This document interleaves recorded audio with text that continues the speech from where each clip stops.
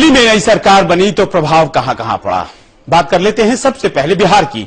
जीतन राम मांझी बिहार के नए मुख्यमंत्री बन गए हैं। अब नीतीश कुमार मुख्यमंत्री नहीं रहे और पहली दफा कोई महादलित वर्ग से आया व्यक्ति राज्य की कमान संभाल रहा है। जीतन राम मांझी ने राजभवन में मुख्यमंत्री पद की शपथ ली। उनके साथ 17 मंत्रियों ने भी पद की शपथ ली है। मनोनीत प्रधानमंत्री नरेंद्र मोदी ने जीतन राम मांझी को फोन पर बधाई भी दी और कहा कि बिहार को उसके विकास के लिए पूरी मदद की जाएगी। जीतन राम मांझी कभी पीएनटी यानी कि पोस्ट एंड टेलीग्राफ डिपार्टमेंट में क्लर्क थे, लेकिन फिर 1980 में राजनीति में आने के बाद लगातार कई दफे विधायक बने और कांग्रेस, आरजेडी और जेडीयू तीनों सरकारों में मंत्री पद संभाला। गैर विवादित छवि और विश्वास पात्र नरेंद्र मोदी के, लेकिन कहा माफ करेंगे विश्वास पात्र नीतीश के, लेकिन कहा यह जा रहा है कि कहीं रिमोट कंट्रोल का मामला तो नहीं है। वहीं दूसरी तरफ दिल्ली में भी हलचलें तेज हो गई हैं। राष्ट्रपति शासन खत्म होगा, क्या सरकार बनेगी या फिर चुनाव होगा? आसार चुनाव के दिख रहे हैं, क्योंकि भारतीय जनता पार्टी भी सरकार बनाने में अब यकीन नहीं रखती है। उसके पास नंबर्स नहीं है। 3 एमएलए वैसे भी एमपी बन गए हैं। वहीं दूसरी तरफ अरविंद केजरीवाल लगातार इस बात की जिद कर रहे चुनाव होना चाहिए और कांग्रेस भी चाहती है। लेकिन इस बीच दिल्ली में अरविंद केजरीवाल और मनीष सिसोदिया ने उपराज्यपाल नजीब जंग से मुलाकात कर ली और बताया यह जा रहा है कि केजरीवाल ने उपराज्यपाल से सरकार बनाने के लिए इच्छा जताई है।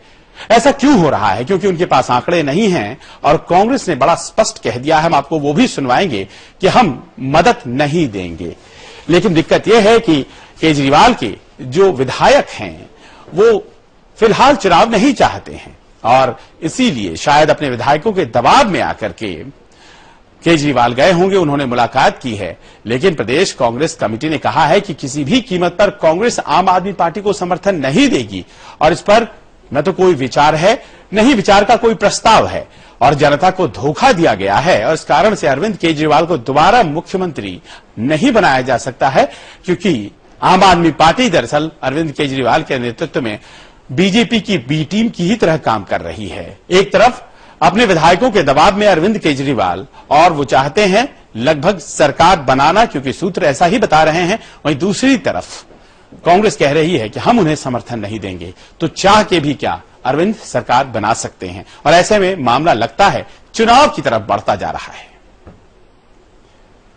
आपके लोग बराबर कोशिश कर रहे हैं कांग्रेस की सपोर्ट हासिल करने के लिए, लेकिन हमारा जो दिल्ली का यूनिट है और खासतौर पे हमारे दिल्ली के प्रेसिडेंट हैं लवली साहब और भी दिल्ली के जो हमारे कांग्रेस के लोग हैं वो इसके सख्त खिलाफ हैं और वो नहीं चाहते कि सपोर्ट दिया जाए। आपको याद होगा पिछली बार भी दिल्ली के हमारे जो लोग थे उन्होंने इसकी मुखालफत की थी कि हम उनको सपोर्ट करें, लेकिन उस वक्त डिसीजन लिया गया था।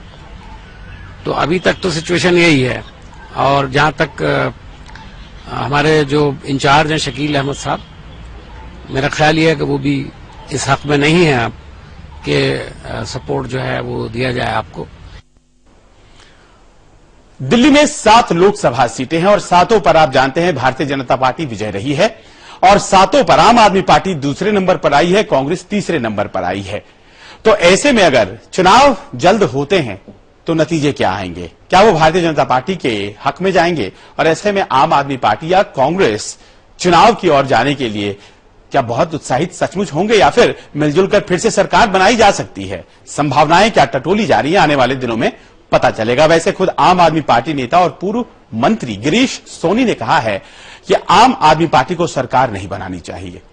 आज की जनता के बीच जाकर उन्हें माफी मांगनी चाहिए और आम आदमी पार्टी से गलतियां हुई हैं ये बात मानकर अरविंद केजरीवाल को कहना चाहिए कि हमने जो इस्तीफा दरअसल दिया था वो गलत था, हमें इस्तीफा नहीं देना चाहिए था।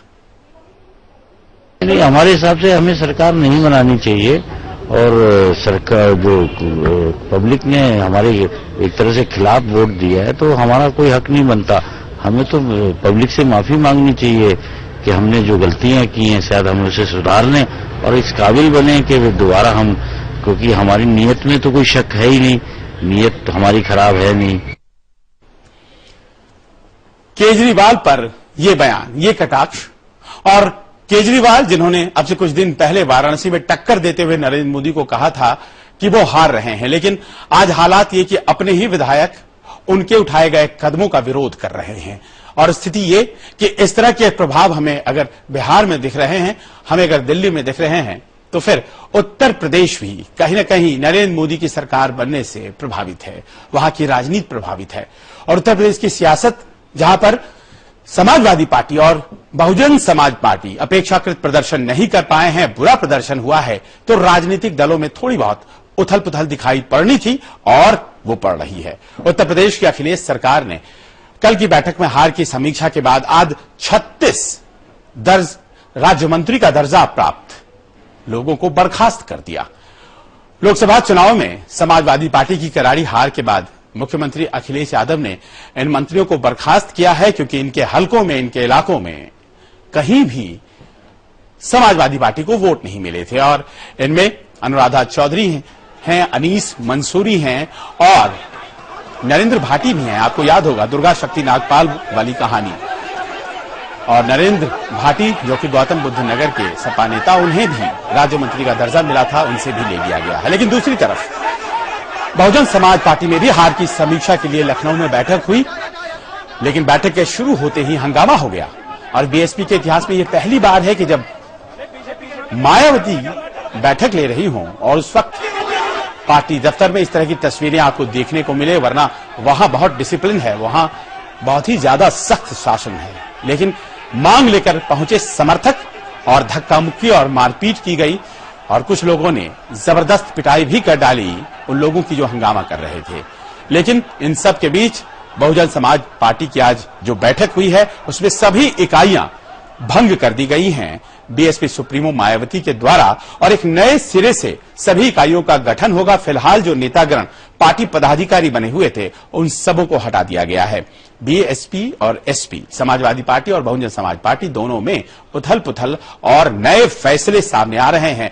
नए नेतृत्व की पौध तैयार की जाएगी। जमीन पर क्या हो रहा है, इसे सुन समझकर देखिए किस तरह से प्रभाव बिहार, उत्तर प्रदेश और दिल्ली में, और 2 राज्य और भी हैं। कहा यह जा रहा है कि झारखंड में भी जो सरकार है वो हिल रही है और उत्तराखंड की सरकार भी, ऐसा लगता है, कुछ लोग कहते हैं कुछ दिनों के मेहमान है। यानी कि जो प्रभाव है नरेंद्र मोदी की सरकार का, लगता है वो बहुत देर तक लोगों के बीच रहेगा। और देखना यह है कि आने वाले दिनों में क्या गवर्नर भी बदले जाते हैं, क्योंकि बात अगर केरल की हो, वहां शीला दीक्षित है, हंसराज भारद्वाज कर्नाटक में हैं, गुजरात में कमला बेनीवाल हैं, या फिर यूं कह ले कि बिहार में डीवाई पाटिल हैं, पंजाब और हरियाणा के गवर्नर शिवराज पाटिल हैं।